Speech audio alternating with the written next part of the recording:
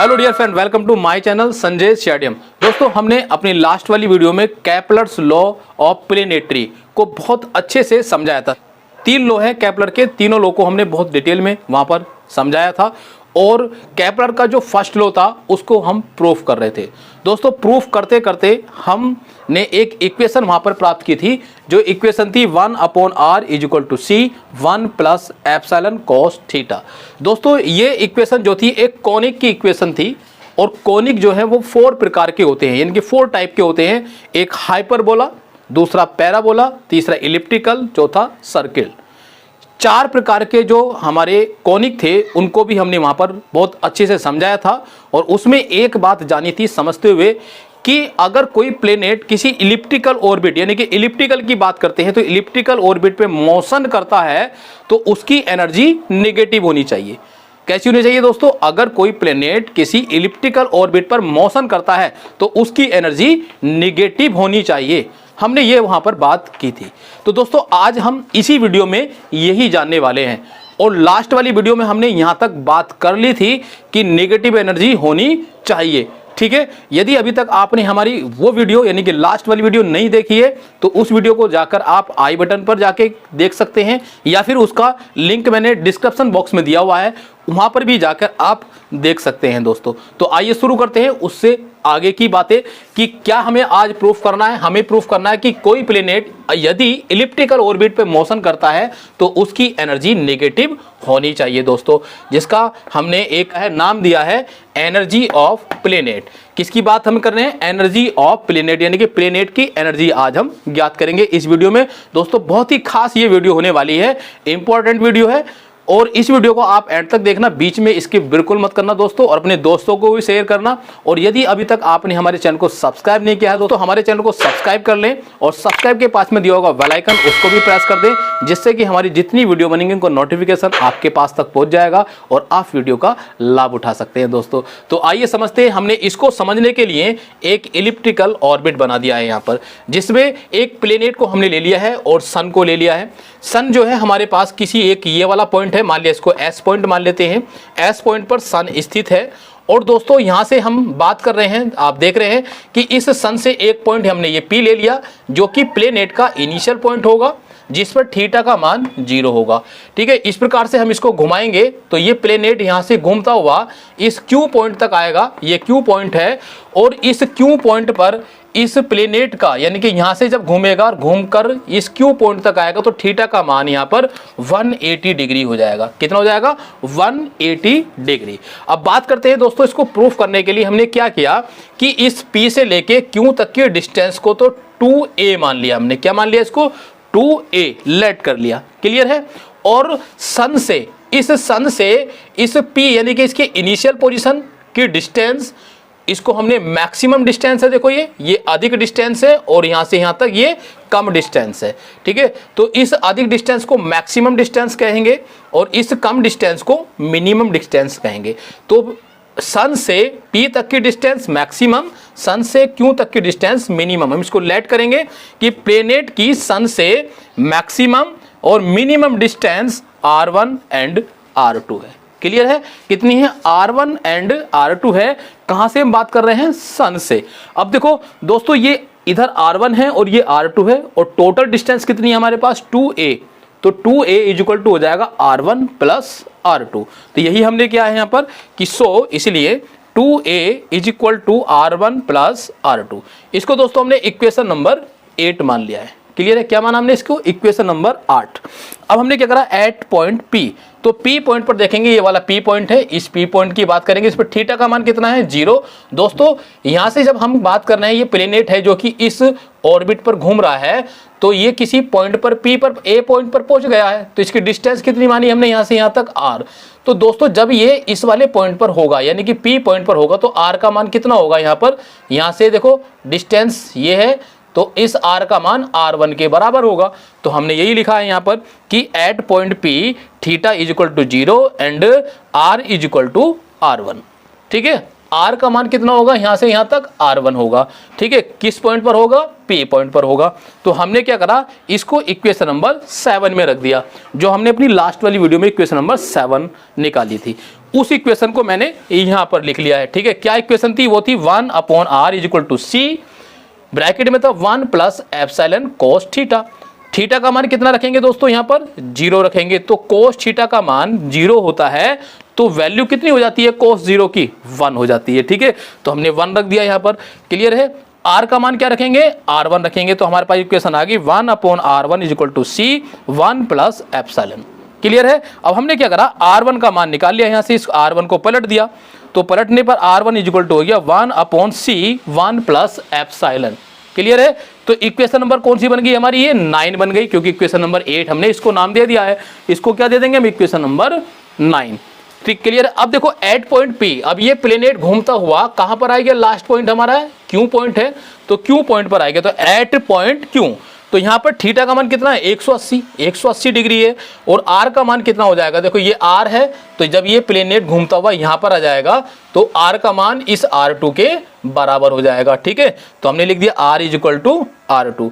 तो फिर से हम इसको कहां पर रख देंगे? इक्वेशन नंबर 7 में रख देंगे, इस वाली इक्वेशन में रखेंगे।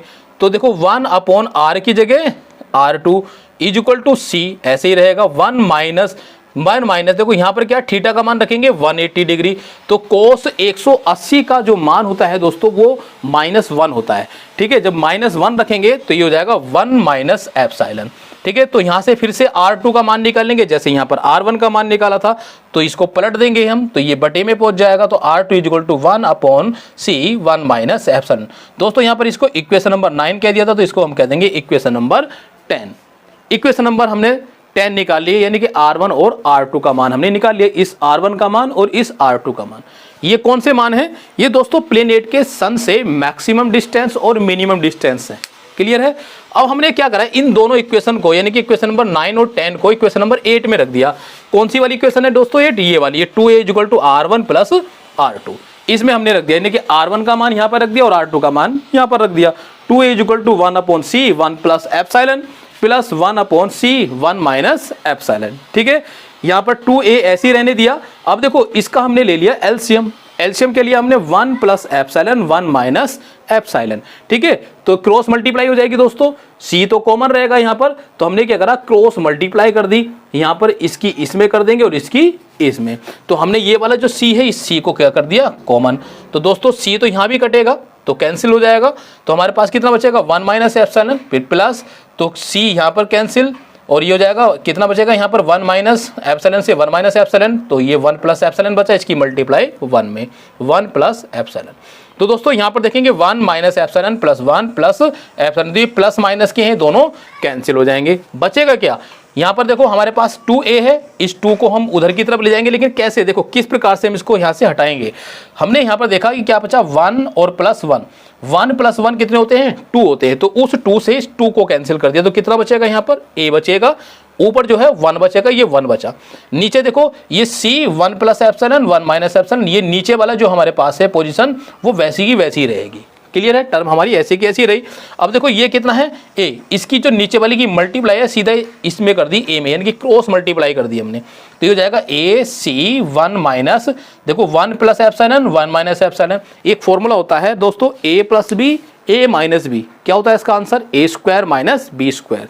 वैसे ही हमने कर दिया, ये a plus B a minus B, तो 1 का स्क्वायर 1, ठीक है, और b का स्क्वायर एप्सिलॉन स्क्वायर रहेगा, इज इक्वल टू कितना बचेगा यहाँ पर? 1, ये वाला 1 यहाँ पर आ गया। क्लियर है? अब देखो दोस्तों इसके बाद हमने क्या करा, putting the value of c and epsilon. c और एप्सिलॉन की कुछ वैल्यू थी जो हमने अपनी लास्ट वाली वीडियो में समझाई थी, वहां पर लेट की थी। ठीक है, वो वैल्यू यहाँ पर रख देंगे। अब तो हमने क्या करा, यहाँ पर वैल्यू रखी, तो देखो a की वैल्यू क्या हमारे पास, हम जब इसकी वैल्यू रखेंगे तो हो जाएगा a, यहाँ पर देखेंगे c की वैल्यू रखेंगे, c की, c और एप्सिलॉन, तो a तो ऐसी रहेगा, ये है, c का मान था km/j², तो हमने c का मान रख दिया km/j²। क्लियर है? 1 ऐसी रहा। अब देखो यहाँ पर जो इसका मान था एप्सिलॉन का, वो मान था 1 प्लस 2e/m², तो हमने यहाँ पर रखा, तो जब ये 1 प्लस था, बाहर क्या है यहाँ पर? माइनस है, तो अंदर भी क्या हो जाएगा? माइनस हो जाएगा दोस्तों, तो ये जाएगा 1 माइनस 2e/m²। ठीक है, देखो ये प्लस का है और ये माइनस का, ये 1 से 1 यहाँ पर कैंसिल, बचा क्या? A K M upon J square multiply, ठीक है, और ये बचा ब्रैकेट में माइनस का, ये तो कैंसिल हो गया, तो माइनस का 2e J square upon M K square. अब देखो कुछ यहाँ से कैंसिल हो रहा है दोस्तों, एक तो m कैंसिल हो रहा है, इसको कैंसिल कर देंगे, एक ये जे स्क्वायर कैंसिल हो रहा है, इसको कैंसिल कर देंगे, और क्या देखो इस वाले k से इसकी पावर कैंसिल हो जाएगी, बचेगा क्या, a बचा 2e यानी कि 2a, e बचा ऊपर, नीचे क्या बचा देखो केवल k बचेगा, तो k लिख दिया और माइनस साइन आ गया बराबर 1, ठीक है। अब e को हमने यहीं पर रहने दिया और ये 2a अपॉन में पहुंच जाएगा और k ऊपर यानी कि क्रॉस मल्टीप्लाई कर दी, तो ये जाएगा माइनस k अपॉन 2a।